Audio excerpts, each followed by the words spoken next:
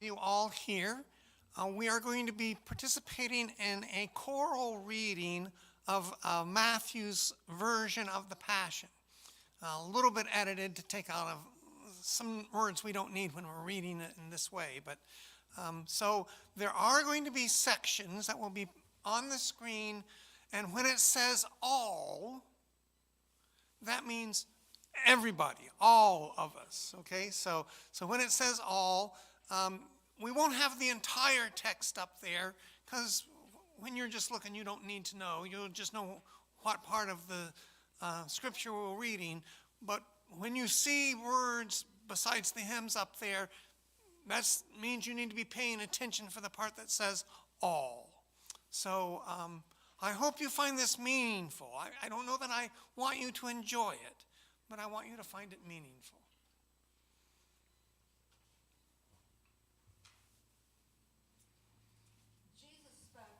Wednesday night at the home of Simon, a leper. While he was there, a woman came to him with an alabaster jar of nard, a very costly ointment, and poured it on his head as he was eating supper. When they saw it, the disciples were incensed. Why was this ointment wasted like this? It could have been sold and the proceeds given to the poor. Why do you trouble this woman? She has performed a good service for me. You will always have the poor with you, but you will not always have me. By anointing my body, she has prepared me for my burial. Truly, I tell you, wherever the good news is proclaimed in the entire world, what she has done will be told in remembrance of her. This did not please Judas Iscariot, who then went to the chief priests. What will you give me if I betray Jesus to you? They gave him 10 pieces of silver, and he began looking for an opportunity to do as he had said.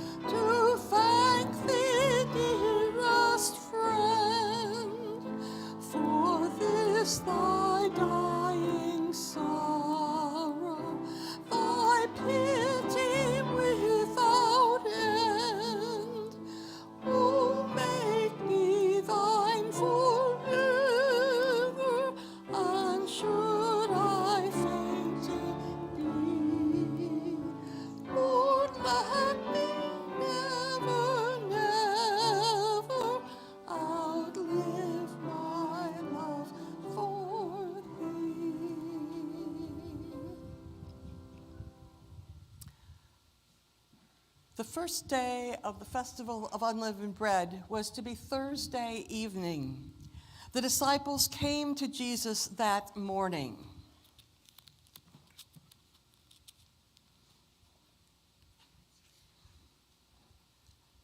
Where do you want us to make the preparations for you to eat the cedar? Go into the city and find a certain man and say to him, the teacher says, my time is near. I will keep the Passover at your house with my disciples. The disciples did as Jesus directed them, and they prepared the Passover meal. When it was evening, they sat down together. Truly, I tell you, betray me. One who has dipped his hand into the bowl with me will betray me. The Son of Man is betrayed as it is written, but woe to the one who betrays him. It would have been better to him if he had never been born. Surely not I, Rabbi. You have said it. As they were eating, Jesus took a loaf of bread, blessed it, broke it, and gave it to the disciples. Take and eat. This is my body. Then he took a cup. After he gave thanks, he gave it to them. Drink from it, all of you, for this is the blood of a new covenant, poured out for many for the forgiveness of sin. I tell you, I will not drink the fruit of the vine until I drink it again with you in the kingdom of God. After supper, they sang a hymn and went out to the Mount of Olives.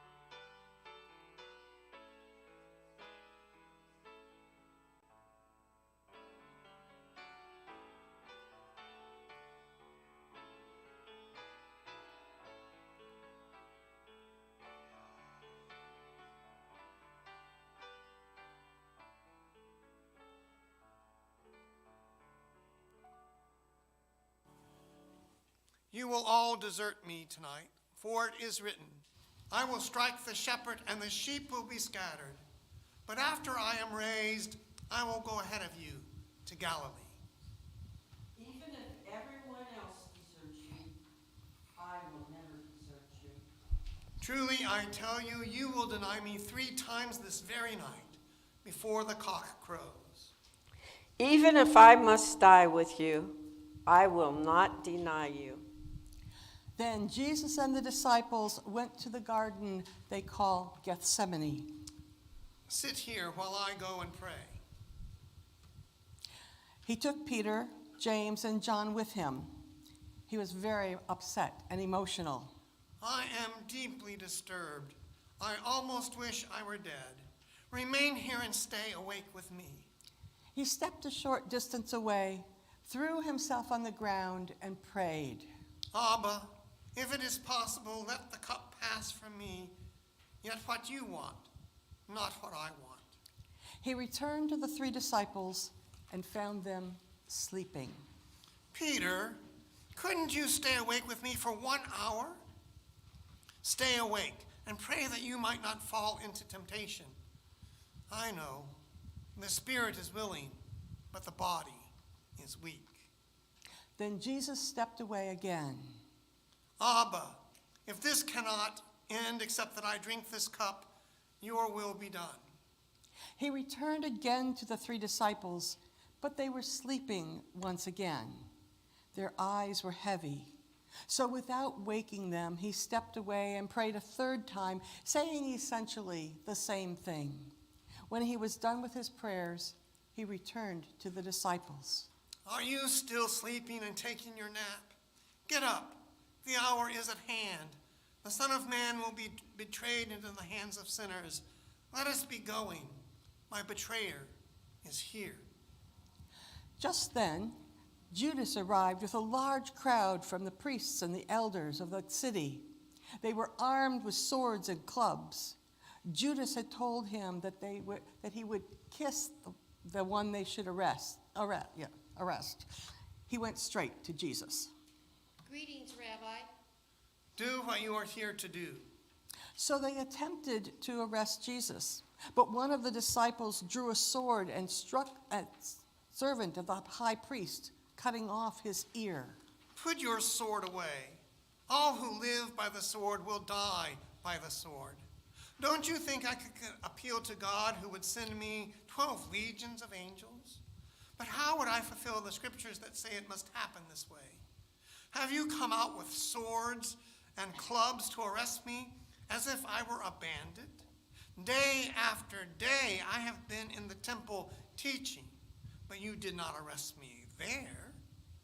But the scriptures must be fulfilled, and here you are. At that, the disciples deserted him and fled.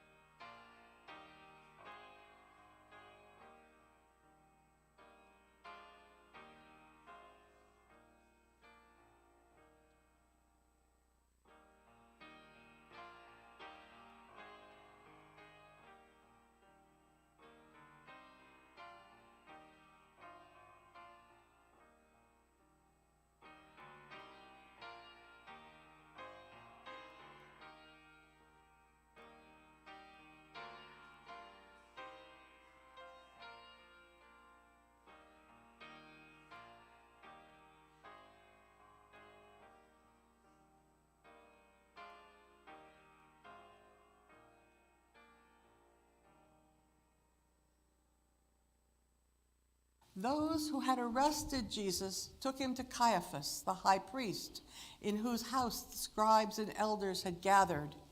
Peter followed at a distance as far as the courtyard. He sat down with the guards to see how it would all turn out. Now the chief priests and the whole council were looking for testimony against Jesus so that they could ask Pilate to put him to death.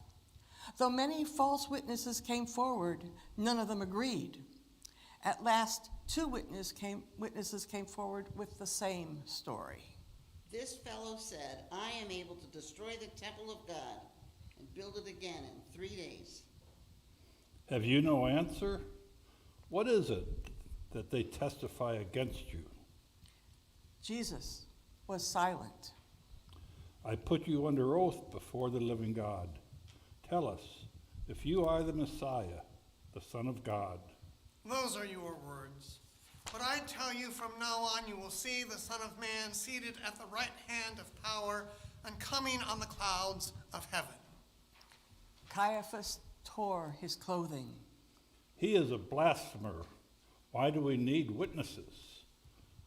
Now we have heard his blasphemy. What is your verdict? He deserves death. Then they spat in his face and struck him. Prophecy for us, you Messiah. Who struck you? Now this whole time, Peter had been sitting outside in the courtyard. One of the serving girls came up to him. You were with Jesus, the Galilean. No, I don't know what you're talking about. Peter went out to the porch. Another serving girl saw him. This man was with Jesus of Nazareth. I don't know that man. You certainly sound like one of them. Your accent betrays you. I swear, I don't know that man. At that moment, the cock crowed, and Peter remembered what Jesus had said. He ran from that place and wept bitterly.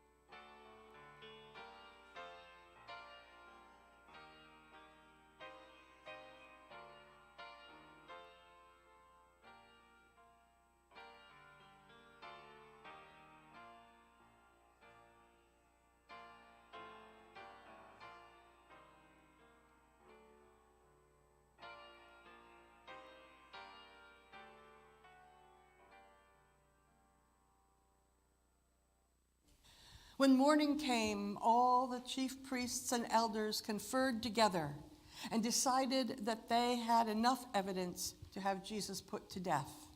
They bound him, led him away, and handed him over to Pilate. When Judas heard that Jesus had been condemned, he repented of his betrayal and took back the 30 pieces of silver to the chief priests and the elders. I have sinned. I have betrayed an innocent man. What is that to us? See to it yourself. Judas cast down the pieces of silver in the temple and ran off and hanged himself. Caiaphas picked up the silver. We can't put this in the treasury since it is blood money. The priests and the elders conferred and used the silver to buy a potter's field as a place to bury foreigners.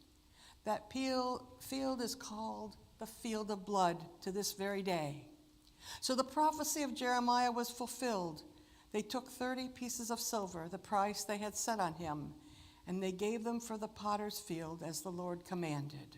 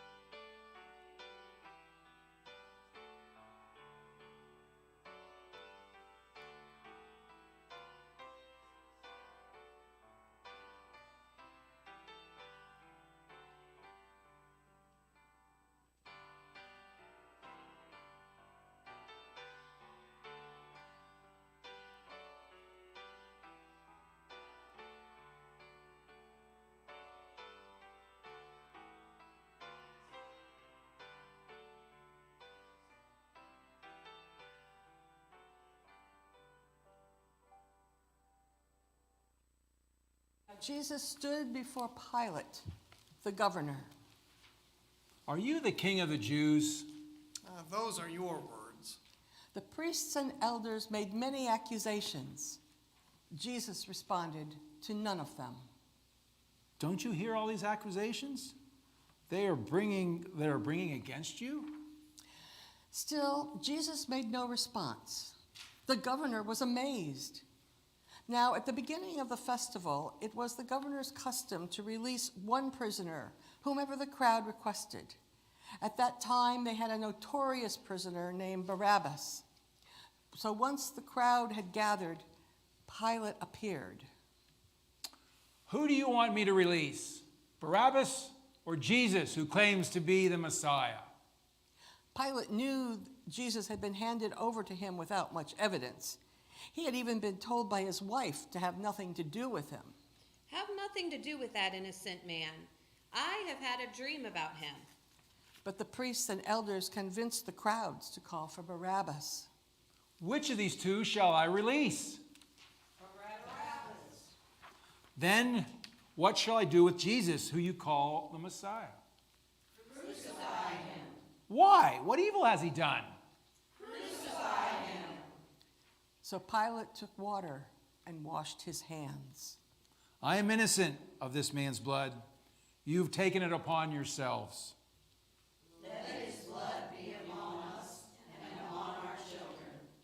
So Pilate released Barabbas, and after having Jesus flogged, handed him over to be crucified. Soldiers took Jesus away, and the whole cohort gathered around him. They stripped him and put a crimson robe on him and made a crown by twisting together some thorns. They placed it on his head.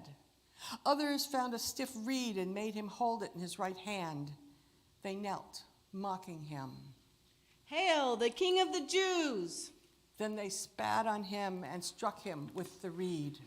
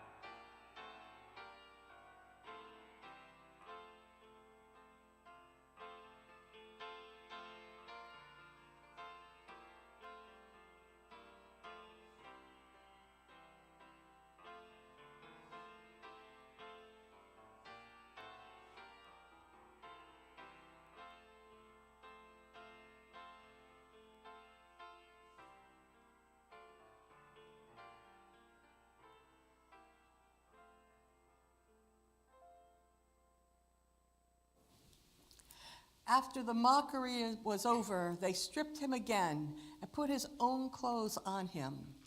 Then they led him away to crucify him. As they left the compound, they came upon a man from Cyrene named Simon. They compelled him to carry the cross. Before long, they came to Golgotha, the place of the skull. There they offered Jesus wine to drink that they had mixed with gall. When he tasted it, he refused. Once they had crucified him, they cast lots for his clothing. Then they sat down to watch the spectacle. Over his head, they had written the charge against him: Jesus, King of the Jews. Then 2 rebels were crucified with him, one on his right and one on his left. Those who passed by cursed him, shaking their heads. If you can destroy the temple and rebuild it in 3 days, save yourself. If you are the Son of God, come down from the cross. He may have saved others, but he can't save himself. He says he is the King of Israel. Well, let him come down from that cross, and we will believe him. He says he trusts God. Well, let God deliver him if he wants to. After all, this charlatan said, I am God's son. So they continued to mock him. Even the rebels who were being crucified with him mocked him. It was noon, and the sky was very dark over the whole land. About 3 o'clock, Jesus cried out, Eloi, Eloi, lama sabachthani. The words mean, my God, why have you forsaken me? Some bystanders heard him but didn't understand. He is calling for Elijah. One of them ran and got a sponge, dipped it in sour wine, and put it on a long stick and gave it to Jesus. Wait, let's see if Elijah will come and save him. Then Jesus cried out again with a loud voice and breathed his last. At that moment, the curtain of the temple was torn in 2 from top to bottom. There was an earthquake. Rocks were split and tombs were opened. After his resurrection, many of the saints came out of their tombs and appeared in the holy city. Now the centurion in charge of the crucifixion saw what took place and was terrified. Truly, this man was God's son.